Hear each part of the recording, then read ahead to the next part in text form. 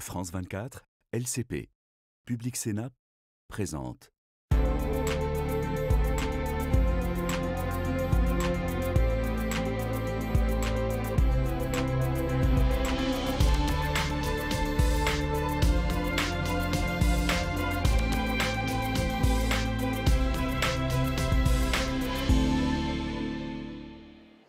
Merci de nous rejoindre à Bruxelles au Parlement européen. Cette semaine, Bruxelles joue les chasseurs de tête au sens scientifique du terme. L'Union européenne dégaine des centaines de millions d'euros pour séduire les scientifiques américains qui sont victimes des attaques en règle de l'administration Trump.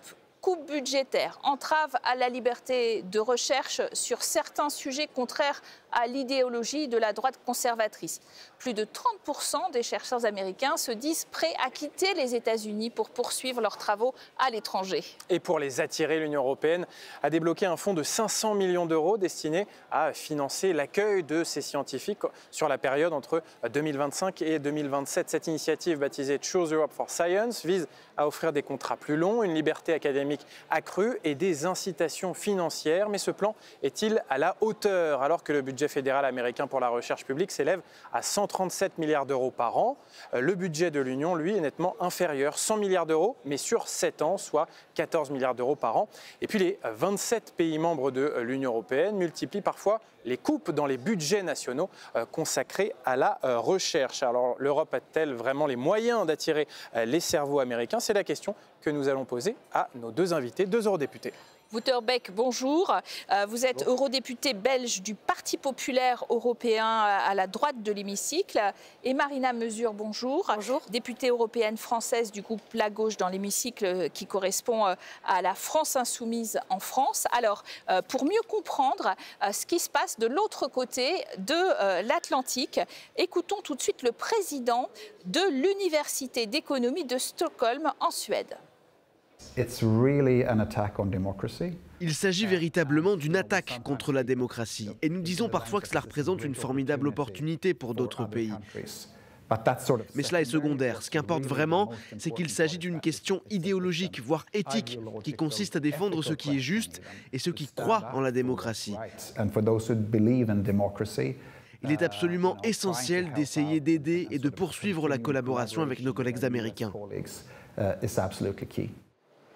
Alors, Monsieur Bek, l'offensive de Trump contre ses propres universités, ses propres chercheurs, nous concerne aussi, comme on vient de l'entendre. On peut être inquiet pour la recherche scientifique mondiale, soit sur le climat, sur la santé, sur les sciences sociales, tous ces sujets qui ne plaisent pas à l'administration Trump. Oui, et je pense que pour l'Europe, ça donne une énorme opportunité. On a accueilli ici le rapport de Mario Draghi et un des éléments pour renforcer la compétitivité de l'Union européenne, c'est d'investir dans la recherche de l'innovation. Et donc maintenant, il y a une opportunité. C'est très grave tout ce qui se passe en France, mais ça donne des opportunités pour l'Union européenne, vraiment. Mais avant de parler de l'opportunité économique, est-ce que c'est aussi une bataille de valeurs pour la liberté de la science dans le monde? Est-ce que c'est ça qui est en train de se jouer, Marina Mezure? Est-ce que c'est à l'Union européenne de défendre la liberté des scientifiques dans le monde et de reprendre le flambeau américain? Bien sûr qu'il faut défendre la liberté académique. C'est extrêmement important que l'Europe soit en première ligne sur le sujet. Mais néanmoins, il faut qu'elle regarde aussi ce qu'elle fait elle-même sur son propre territoire. Moi, je viens de France. Je viens d'un pays dans lequel l'ancien ministre chargé de l'enseignement supérieur, Frédéric Vidal, a voulu diligenter une enquête sur le wokisme, sur l'islamo-gauchisme dans les universités. Donc, c'est-à-dire de savoir ce qui relève de la recherche, ce qui relève du militantisme. Je trouve cela extrêmement préoccupant, justement, quand on veut défendre ces libertés académiques extrêmement importantes. C'est intéressant, Wouter Bek. Est-ce que vous direz aussi que la liberté de la recherche est aussi inquiétée en Europe, en danger? Bon, je ne pense pas vraiment, pas comparé avec les États-Unis actuellement. Et donc la liberté académique est très importante, mais il y a aussi une très grande liberté académique en Europe dans toutes nos universités. J'ai travaillé pour 10 ans dans une université à Belgique et j'ai toujours travaillé dans une très grande liberté. Et ça, c'est aussi un des éléments qui est très attractif à ce moment-là. C'est ce que dit d'ailleurs la présidente de la Commission européenne. On écoute tout de suite Ursula von der Leyen. Elle va dans ce sens-là, justement, d'une plus grande liberté. La science est un investissement et nous devons dessiner de bonnes perspectives d'avenir. C'est pourquoi nous proposerons une nouvelle enveloppe de 500 millions d'euros pour la période 2025-2027 afin de faire de l'Europe un pôle d'attraction pour les chercheurs. Cela permettra de soutenir les meilleurs et les plus brillants chercheurs et scientifiques d'Europe et du monde entier. Marina Mezure, il faut dépenser cet argent public européen pour attirer les cerveaux américains? Oui, mais bon, vaste comédie. Quand M. Macron et Mme Ursula von der Leyen viennent nous dire qu'il faut... Alors, Ursula von der Leyen propose 500 millions, M. Macron propose 100 millions. Mais ce qu'ils oublient de dire, c'est que dans des pays comme la France, on vient de couper 1,5 milliard d'euros dans l'enseignement supérieur et la recherche. Donc, si vous voulez, c'est une vaste comédie. On est au niveau des chercheurs. Alors, je ne sais pas quelle est la situation en Belgique, et vous nous le direz probablement. Mais en France, nous sommes dans une situation catastrophique. La recherche publique est dans un état lamentable. Les chercheurs sont sous-payés, il n'y a pas de titularisation, nous n'avons pas de locaux, de labos. Donc, vous voyez, c'est quand même une vaste comédie de venir nous dire on va mettre 600 millions quand on vient de couper 1,5 milliard justement dans ce dont nous avons besoin. Qu'est-ce que vous répondez à ça, Monsieur Becque? Parce que la droite européenne, à la fois, elle prône la rigueur budgétaire, y compris dans le domaine de la recherche. Dans les 27 États membres, on voit bien qu'il y a des coupes qui s'adressent à ce domaine-là.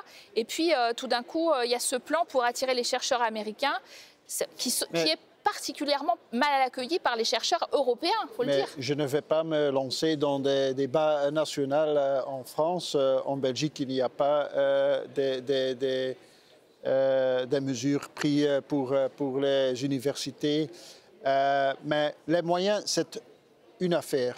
Mais aussi, il y a aussi la mentalité pour dire vous êtes ici bien accueillis. Et ici, en Europe, tu peux librement, tout que tu veux, avec la recherche académique. Et je veux comparer un peu avec les années 30. Dans les années 30, quand le nazisme et le fascisme étaient là en Europe, qu'est-ce qu'on a vu? On a vu que tous les chercheurs, avec des grandes compétences, ont parti l'Europe. Hannah Arendt, Albert Einstein, de Frankfurter Schule, ils sont tous partis aux États-Unis. Et qu'est-ce que les États-Unis ont dit? Mais vous êtes bien accueillis ici, pas seulement avec des moyens, aussi avec des moyens, mais aussi avec tout l'environnement. Et quel est le résultat? Le résultat est que les États-Unis ont eu une croissance économique dans les années 50 et 60 énorme, grâce aux chercheurs. Marina Mezure, est-ce que vous êtes d'accord pour dire que cette fuite des cerveaux américains, c'est une opportunité économique que l'Union européenne doit saisir en attirant ces cerveaux et que du coup, ce plan de 500 millions d'euros, alors c'est peut-être pas énorme, mais ça va dans le bon sens? Non, je continue à dire que... C'est pas une opportunité à saisir? Mais c'est pas la question. Là, la question, quand on parle de mentalité, c'est pas la question de mentalité, c'est à un moment donné quels moyens on met sur la table. Parce que vous me dites, oui, c'est bien qu'on mette 500 millions, mais ça ne suffit pas. Il faut vraiment une stratégie d'investissement, et l'investissement notamment public. Et c'est pour ça que moi j'ai quand même un désaccord. On ne peut pas être dans un moment où et là c'est l'Europe, c'est pas un débat franco-français, où c'est au niveau européen, on est à un moment où on nous demande de couper dans la dépense publique, puisque on est dans un moment austéritaire. Et vous ne pouvez pas, au même moment, alors que nos concurrents directs, la Chine, les États-Unis, investissent des milliards dans la recherche et le développement, dans l'innovation. Et nous, derrière, on dit il faut couper et débrouillez-vous. Effectivement, ça ne peut pas fonctionner. Alors c'est vrai qu'en plus, il y a quand même une vraie question, Wouterbeek, c'est qu'un chercheur américain est payé en moyenne 3 à 4 fois plus qu'un chercheur en Espagne ou en France. Est-ce qu'on ne se berce pas un peu d'illusions en espérant les faire venir? Ce n'est pas seulement les revenus personnels. J'étais ministre de la Santé aux périodes du Covid. Et il y avait quelques semaines que j'ai reçu des messages avec M. Kennedy, qui était le ministre de la Santé maintenant aux États-Unis. Et ce sont des chercheurs qui disent, mais avec tout ce qui se passe maintenant aux États-Unis, avec toutes les mesures, mais aussi avec toute la gouvernance de M. Trump, nous cherchons des autres opportunités pour faire notre expertise, pour explorer notre expertise, parce qu'ici, il y a une culture qui n'est plus acceptable pour nous. Il y a une défiance vis-à-vis des sciences que nous ne partageons pas et nous croyons encore à la science, nous les Européens, par rapport aux Américains. C'est ce que vous dites. Hein. Ah oui, je suis sûr. Marina Meuser, cette liberté de la science, cette culture de la vérité scientifique qu'il y a en Europe, ça peut suffire à attirer ces chercheurs qui sont maltraités outre-Atlantique ? Je pense qu'elle est mise à mal, et de plus en plus avec les gouvernements d'extrême droite qui arrivent au pouvoir, et vous voyez que les premières choses à laquelle ils s'attaquent la plupart du temps, c'est à la science. Donc oui, à l'heure actuelle, peut-être qu'au niveau européen, on a encore cette défense de la liberté académique, cette défense de la science, mais moi je pense qu'elle est aujourd'hui menacée, notamment par les régimes d'extrême droite qui sont en train d'arriver dans plusieurs pays de l'Union européenne. D'autant que si on regarde en fait dans le classement international de Shanghai, une seule université européenne dans le top 20, on a fait un véritable décrochage. Il y a le décrochage scientifique en quelque sorte, il existe déjà et dans l'enseignement. Est-ce qu'on n'est pas plutôt en phase de rattrapage justement quand vous parliez des rapports d'Enrico Letta ou de Mario Draghi sur notre compétitivité et sur la nécessaire innovation? Ça en fait partie. Est-ce qu'on se donne les moyens? On parlait de 500 millions d'euros, c'est un peu dérisoire quand même aussi comme chiffre finalement. Oui, mais c'est pour ça que j'ai dit qu'actuellement il y a une opportunité et que l'Europe doit prendre cette opportunité. Et on va avoir la discussion du budget pluriannuel de l'Union européenne.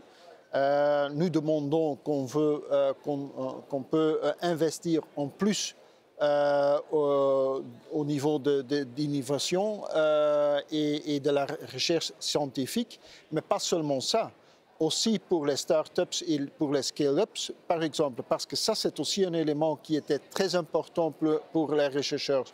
Pas seulement de créer un labo pour inventer, mais aussi de savoir est-ce qu'il y a ici une possibilité pour utiliser tous les éléments que nous avons inventés sur le marché.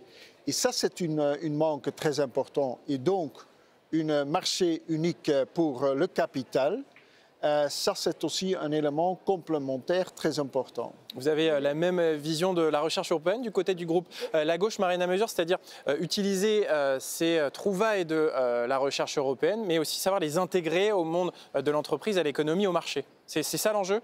On en revient à la question des moyens. Parce que là, on a dévié donc de la science à la question aussi de l'innovation dans son ensemble et des startups. Bon. Un exemple concret, les semi-conducteurs, c'est-à-dire ces puces dont on a besoin dans nos téléphones, dans les batteries pour les voitures, dans les ordinateurs. Elles sont absolument essentielles. Là, l'Europe dit on met pour la construction de nouvelles gigafactories, c'est-à-dire pour produire en Europe ces puces, on met 15 milliards sur la table. Les États-Unis mettent 280 milliards. La Chine met 303 milliards d'euros. Donc vous voyez, nous sommes toujours à la traîne. Et pendant ce temps-là, eh bien, qu'est-ce qui se passe? Tout est en train d'être délocalisé. Oui, mais en même temps, l'Union européenne a pour objectif de consacrer 3% du PIB européen à la recherche et au développement. Ça, j'imagine qu'au groupe La Gauche, on est actuellement à 2,3%. Vous êtes pour qu'il y ait une incitation à augmenter, pas que le budget de la défense, parce qu'on est en train d'augmenter tous les budgets de la défense, mais le budget de la recherche globalement. Et ça, c'est un des bénéfices, ça serait un des bénéfices de l'Union européenne. Oui, et ça c'est une responsabilité commune. Hein. J'habite à Flandre, et en Flandre, parce que en Belgique, c'est régionalisé cette compétence, mais en Flandre, on a passé le 3% pour recherche et development. Et donc, ça, c'est un choix politique au niveau des régions, au niveau des pays. Et l'Union européenne peut renforcer et peut comment je dois dire, ajouter des éléments, mais ça c'est une responsabilité commune et aussi une responsabilité du secteur privé, parce que quand tu parles de les États-Unis, ce ne sont pas seulement des moyens publics, ce sont beaucoup de moyens privés. Quand tu parles des chercheurs très bien payés dans des universités, ce sont souvent des universités avec des moyens privés. Donc, tu ne peux pas comparer les deux éléments. Il faut aussi une fiscalité intéressante pour conjuguer recherche publique et investissement de la recherche privée, Marina Mezur. Tout à fait, c'est pour ça qu'il faut aussi effectivement des mesures pour faire entrer des ressources, puisque lorsqu'on parle de dépenses, il faut faire entrer des ressources. Et là, je pense qu'il y a justement, dans le domaine de l'intelligence artificielle, du numérique, on a de quoi aller chercher. Je pense notamment à taxer les GAFAM, on ne l'a toujours pas fait, et taxer les GAFAM sur leur chiffre d'affaires, sur le territoire sur lequel elles exercent. On peut aussi, et je pense qu'il y a une idée qui a été avancée et que je pense importante, c'est celui de taxer le droit intellectuel. Vous savez, la propriété intellectuelle sur les marchandises, quand vous avez des logiciels protégés, quand vous avez des brevets, eh bien tout ça, en fait, cette propriété intellectuelle, c'est 40% du PIB mondial. Eh bien là, il y aurait de l'argent à aller chercher justement pour financer et pour que ça reste public, justement toutes ces dépenses dont on a besoin dans la recherche et développement. Bon, vous avez bien compris, c'est welcome les chercheurs américains, mais il faut surtout aussi développer la recherche en Europe. Merci en tout cas de vous être prêté au jeu, de nous parler de ces chercheurs qu'on cherche encore en Europe. Et on vous souhaite une très bonne suite des programmes sur nos antennes. Merci beaucoup. Merci.